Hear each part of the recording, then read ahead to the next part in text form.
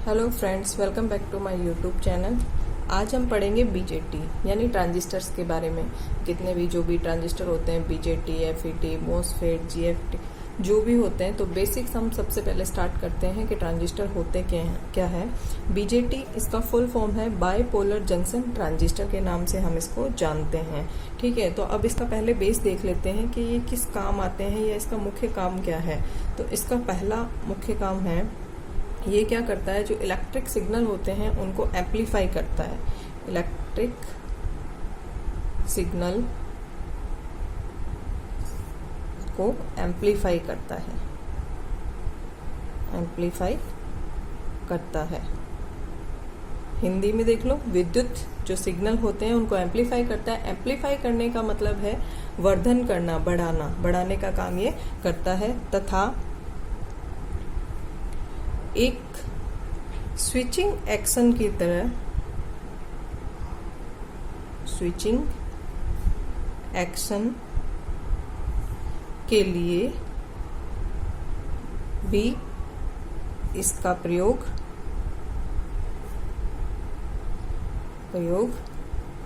किया जाता है। मतलब ये इलेक्ट्रिक सिग्नल को बढ़ाने के काम में आता है, तो इसको एक तरह से एक स्विच की भांति भी उपयोग में लिया जाता है। सेकंड, इसका मुख्य काम, ट्रांजिस्टर एक कंपोनेंट है। ट्रांजिस्टर एक कंपोनेंट या घटक है जिसका उपयोग प्रत्येक इलेक्ट्रॉनिक यानी इलेक्ट्रॉनिक परिपथ, सामान्यतया एम्पलीफायर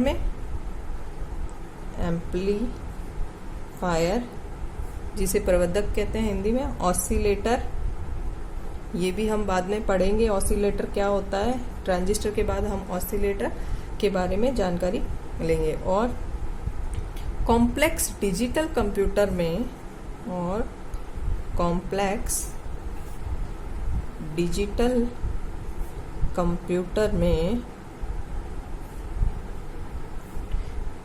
भी किया जाता है। मतलब ये ट्रांजिस्टर एक ऐसा कंपोनेंट है जिसका उपयोग प्रत्येक इलेक्ट्रॉनिक परिपथ में यानी amplifier, oscillator, complex digital computer में किया जाता है। ये कई बार डायरेक्ट क्वेश्चन आ जाते हैं आईटीआई में, इसलिए इसका थोड़ा सा बेस, और मेरे जो नोट्स होंगे वो डायरेक्ट वही इम्पोर्टेंट जो पॉइंट है उसी पर होंगे। मैं पूरा ऐसे आपको पूरा ये चैप्टर उठा के नहीं पढ़ा रही हूँ, यहाँ पे जो मेन पॉइंट है वही पढ़ा रही हूँ, वही समझा रही हूँ। तो आप देखिए, थर्ड पॉइंट इसका है, ट्रांजिस्टर एक वोल्टेज और करंट एम्पलीफिकेशन के फंक्शन पर काम करता है। ट्रांजिस्टर वोल्टेज और करंट एम्पलीफिकेशन के फंक्शन पर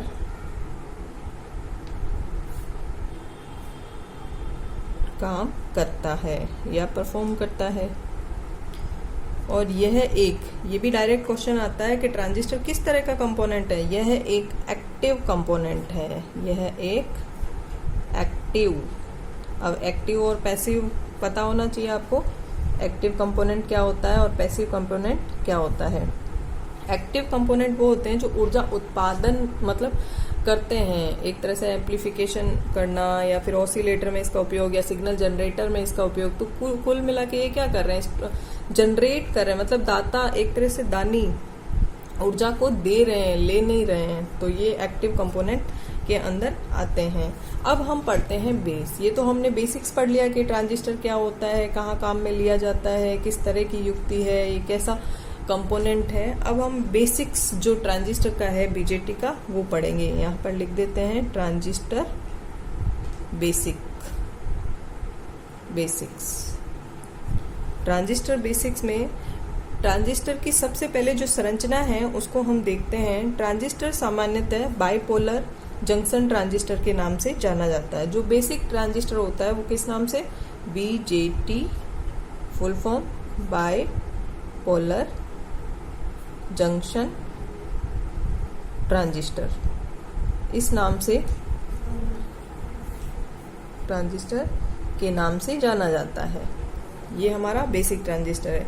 इसमें क्या होता है, जो बीजेटी में जो धारा चालन होता है, यानी धारा का जो प्रवाह होता है, वो होल्स और इलेक्ट्रॉन दोनों आवेश वाहकों के कारण होता है। तो इसका सेकंड इम्पोर्टेंट क्वेश्चन भी बनता है और इसका पूरा नाम पूछ लिया जाता है। फिर दूसरा क्वेश्चन इसमें, बीजेटी में धारा चालन किससे होता है? दोनों आवेश वाहकों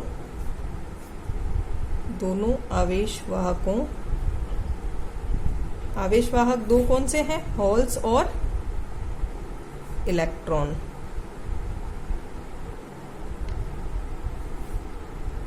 से होता है। थर्ड इंपॉर्टेंट है, इसको ट्रांसफर रजिस्टर भी कहते हैं। इसका अन्य नाम क्या है? इसे ट्रांसफर रजिस्टर के नाम से भी, इसे कंफ्यूज नहीं हो, अगर कहीं क्वेश्चन आ जाता है ऐसा, तो ये इम्पोर्टेंट नोट्स आप पढ़े। इसे ट्रांसफर गलत लिख दिया, ट्रांसफर रजिस्टर भी कहते हैं। किसको? बीजेटी को। क्यों कहते हैं? क्योंकि धारा कम प्रतिरोध रीजन से उच्च प्रतिरोध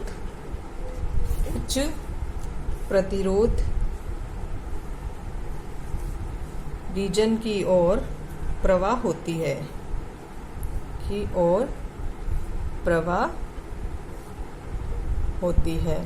ये बेस समझ आ रहा होगा आपको ट्रांजिस्टर का।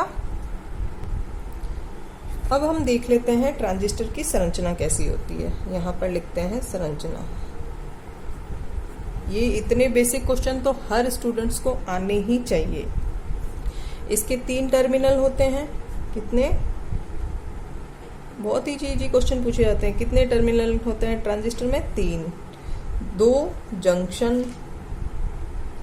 अगर आपने मेरे पिछले सेमीकंडक्टर या डायोड वाला जो वीडियो देखा होगा, उसमें जंक्शन क्या होता है उसके बारे में जानकारी दी गई है, तो ये भी आपको पता होना चाहिए। कितने? 3 टर्मिनल, 2 जंक्शन।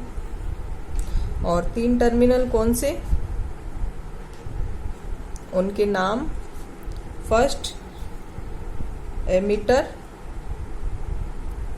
सेकंड बेस और थर्ड कलेक्टर। अब क्या है, बहुत सारे इलेक्ट्रॉनिक्स डिवाइस हम पढ़ेंगे, डायक, ट्रायक, एफईटी, मॉसफेट, बीजेटी। तो इन सब के कितने, किसी के 2 टर्मिनल, किसी के 3 टर्मिनल, तो इन सब के नाम याद होने अपने को बहुत जरूरी है। तो ऐसे बेस को लेके चलते हैं हम। बीजेटी में कितने टर्मिनल होते हैं? 3 टर्मिनल होते हैं, 2 जंक्शन होते हैं। 3 टर्मिनल के नाम है एमीटर, बेस और कलेक्टर। अब हमारा जो ये ट्रांजिस्टर होता है 2 तरह के होते हैं। ट्रांजिस्टर कितने? 2 टाइप के, 2 प्रकार के होते हैं। कौन? ट्रांजिस्टर। ठीक है, पहला एनपीएन, दूसरा पीएनपी। जैसा कि नाम से ही पता चल रहा है, अभी जस्ट हमने थोड़ी देर पहले पढ़ा है कि बीजेटी में जो धारा चालन होता है दोनों आवेश वाहकों के कारण होता है। मतलब होल्स यानी पी और इलेक्ट्रॉन यानी एन, एनपीएन और पीएनपी। तो इस तरीके से अब मैं एनपीएन बना देती हूँ। ये देखो इस तरीके से, ये 2 जंक्शन हमारा है, 2 जंक्शन है एन पी एन। ठीक है, और ये हमारे 3 टर्मिनल, एमीटर, बेस और कलेक्टर। सेम ऐसे ही इधर पीएनपी के बना देंगे। ये 3 बॉक्स 1 2 3 पी एन पी, ये 3 टर्मिनल है ना, एमीटर, बेस और कलेक्टर। यहाँ तक आपको सबको समझ आ गया होगा, है ना। दोनों ये जितनी भी थ्योरी अभी तक हमने पढ़ी है, तो इसको कहेंगे एनपीएन ट्रांजिस्टर और इसको कहेंगे पीएनपी ट्रांजिस्टर। अब इसका हम सिंबल बना लेते हैं कि कैसा होता है। अब एनपीएन ट्रांजिस्टर का जो सिंबल होता है वो इस तरीके से, ऐसे एरो का निशान इस तरीके से, और यहाँ ये एक टर्मिनल जो ऊपर जा रहा है, जहां पर एरो का निशान होगा, मतलब ये जो तीर का निशान है वो क्या प्रदर्शित करता है, धारा प्रवाह की दिशा प्रदर्शित करता है। तो एरो का निशान जहां पर भी होगा वो टर्मिनल होगा एमिटर, ये है कलेक्टर, और ये यहाँ पर कॉमन है जो बेस। सेम ऐसे ही यहाँ पर हम पीएनपी का बनाएंगे। बाहर की ओर एरो का निशान है तो एनपीएन ट्रांजिस्टर है, और अंदर की ओर है तो पीएनपी ट्रांजिस्टर। ये एमिटर हो गया अंदर की ओर, ये हमारा एमिटर, और ये हमारा कलेक्टर, और ये हमारा बेस। यहाँ तक हो गया बेसिक्स, ट्रांजिस्टर का बेस क्लियर। ये यहाँ तक हर स्टूडेंट को आना चाहिए। ये आपको समझ आ रहा होगा, और समझ नहीं आता है और आपका कोई क्वेश्चन हो तो आप मुझे कमेंट करके पूछ सकते हो। अब हम इसके तीनों टर्मिनल के बारे में देख लेते हैं। सबसे पहला पॉइंट, यहाँ पर जो मध्य का भाग होगा वो बेस कहलाएगा, है ना। मध्य का भाग बेस कहलाता है, ठीक है। अब हम एमीटर के बारे में, सेकंड कौन सा है, एमीटर। ये अत्यधिक डोप्ड होता है, ये अत्यधिक, ये बेसिक्स क्वेश्चन है जो कभी भी पूछे जा सकते हैं, और यही आईटीआई में बेस आना बहुत जरूरी है हर टॉपिक का। अत्यधिक डोप्ड होता है, डोप होता है ये कहाँ पर, अगर आपको सेमीकंडक्टर डायोड या पीएन जंक्शन पता है तो आपको डोप्ड का मतलब भी पता है। डोपिंग करना यानी किसी में अशुद्धि मिलाना, अशुद्धि मिलाने को कहते हैं डोप्ड होना। देखो ये अत्यधिक डोप्ड होता है, ये आवेश उत्सर्जित करता है। एमिटर क्या करता है, ये आवेश उत्सर्जित करता है। पी प्रकार में होल्स, अभी मैं जस्ट आपको मैंने बताया, पी प्रकार में होल्स, और एन टाइप में इलेक्ट्रॉन उत्सर्जित करेगा, इलेक्ट्रॉन्स उत्सर्जित करता है। सेकंड बेस, अब इनकी जानकारी है तीनों की, एमीटर कैसा होता है, बेस कैसा होता है, और कलेक्टर कैसा है। तो बेस के बारे में सबसे ज्यादा डोपिंग किसमें की जाती है, एमीटर में होती है, और इसमें जो आवेश उत्सर्जित करता है ये आवेश होल्स और इलेक्ट्रॉन दोनों के कारण उत्सर्जित होते हैं। एन टाइप में होगा तो इलेक्ट्रॉन के कारण, और पी टाइप में होगा तो होल्स के कारण। बेस ये बहुत पतला यानी इसकी जो 2 × 10⁻⁻⁶ मीटर इतनी इसकी मतलब लेंथ है। ये लाइटली डोप्ड होता है,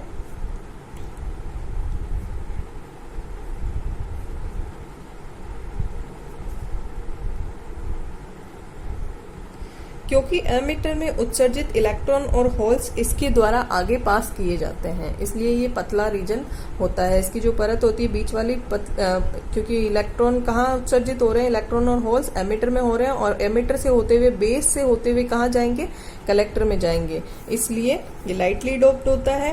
और क्यों होता है, क्योंकि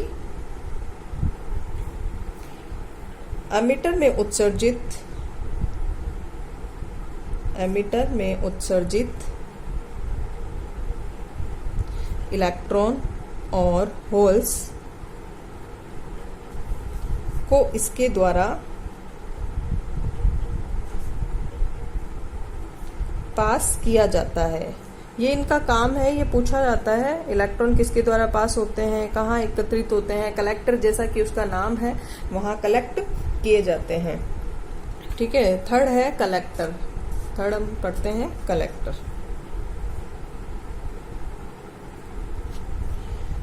यह एक तरह का संकेतक है जो आवेशवाहकों को एकत्रित करता है।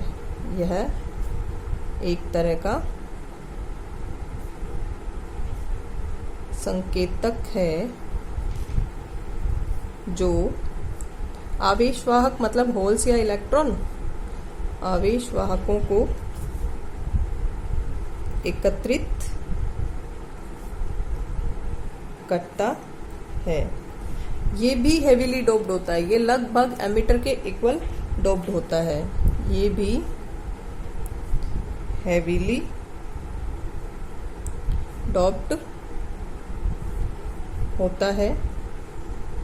एमिटर से कम और बेस से ज्यादा। लगभग में एमिटर और कलेक्टर लगभग में होते हैं, तो ये एमिटर से थोड़ा कम, एमिटर से कम और बेस से ज्यादा।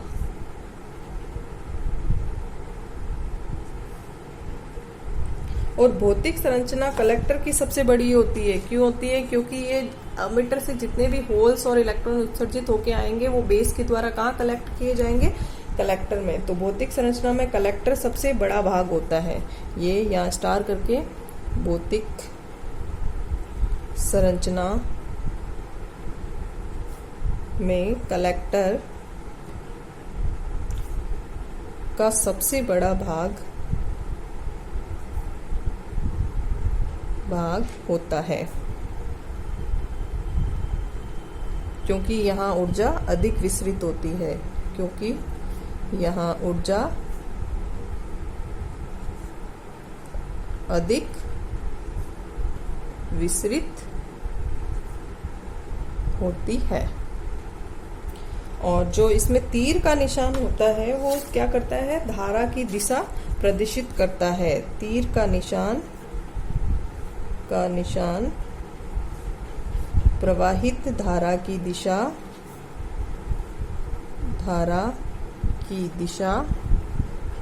प्रदर्शित करता है। ये यहाँ तक हो गया हमारे ट्रांजिस्टर का बेस। अब हम आगे देखते हैं ट्रांजिस्टर। अनबायस्ड ट्रांजिस्टर किसे कहते हैं और बायस्ड ट्रांजिस्टर किसे कहते हैं? अनबायस्ड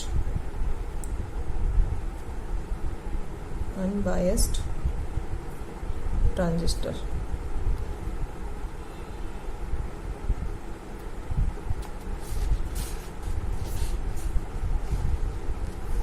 अनबायस्ड ट्रांजिस्टर कौन से होते हैं? जिस ट्रांजिस्टर में जब ट्रांजिस्टर पर कोई वोल्टेज ना हो, यानी कोई भी बाह्य सोर्स उस पर नहीं लगाया गया है और उसमें कोई धारा प्रवाहित नहीं हो रही है, वो अनबायस्ड ट्रांजिस्टर कहलाता है। कौन सा ट्रांजिस्टर? जिस पर कोई बाह्य वोल्टेज ना हो और ट्रांजिस्टर में कोई धारा प्रवाहित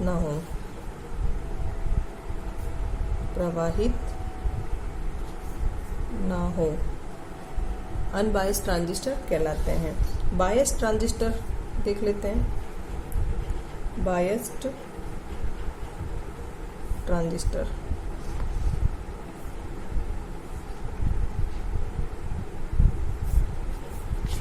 ये जो बायस्ड ट्रांजिस्टर होते हैं ये 3 रीजन पर काम करते हैं। एक ट्रांजिस्टर को हम एम्पलीफायर की भांति भी काम करवा सकते हैं। ट्रांजिस्टर कितने रीजन पर काम करता है? 3। ट्रांजिस्टर 3 रीजन पर। ये क्वेश्चन बहुत इंपॉर्टेंट है और ये पूछा जाता है, चाहे वो कंपटीशन एग्जाम हो, चाहे आपके आईटीआई के एग्जाम हो। सीधा शॉर्ट क्वेश्चन पूछा जाता है कि कौन सा रीजन कब फॉरवर्ड होता है, कब रिवर्स होता है। तो ये ट्रांजिस्टर कितने रीजन में काम करता है? 3 रीजन में काम करता है। First active region, second cut off reason,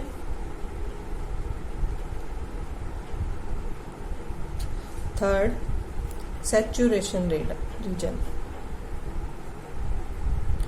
नाम देख लीजिए, active region, cut off region और सैचुरेशन रीजन। तीनों पर क्वेश्चन 101% आपके पेपर में आता है। ये यहाँ पर हमारा पहला है एमिटर बेस जंक्शन। 2 जंक्शन होते हैं ना, तो एमिटर बेस जंक्शन और कलेक्टर बेस जंक्शन। ट्रांजिस्टर में कितने जंक्शन होते हैं? 2-3 टर्मिनल होते हैं। तो एक्टिव रीजन में क्या होता है? एमिटर जंक्शन जब फॉरवर्ड बायस में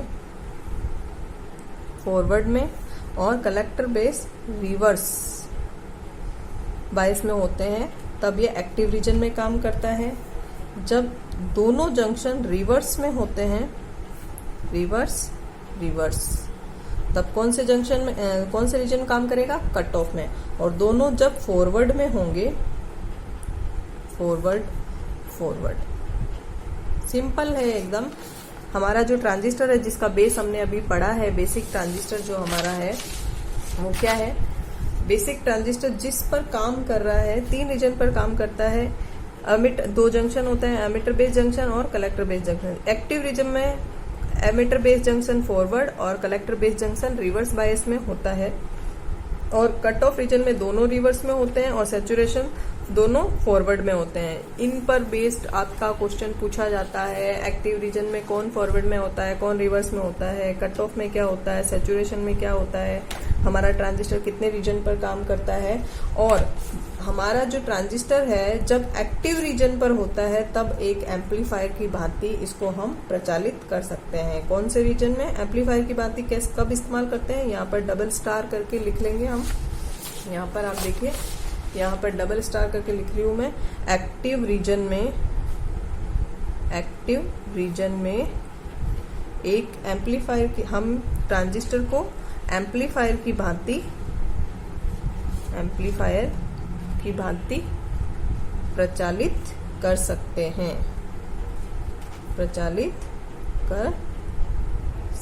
हैं।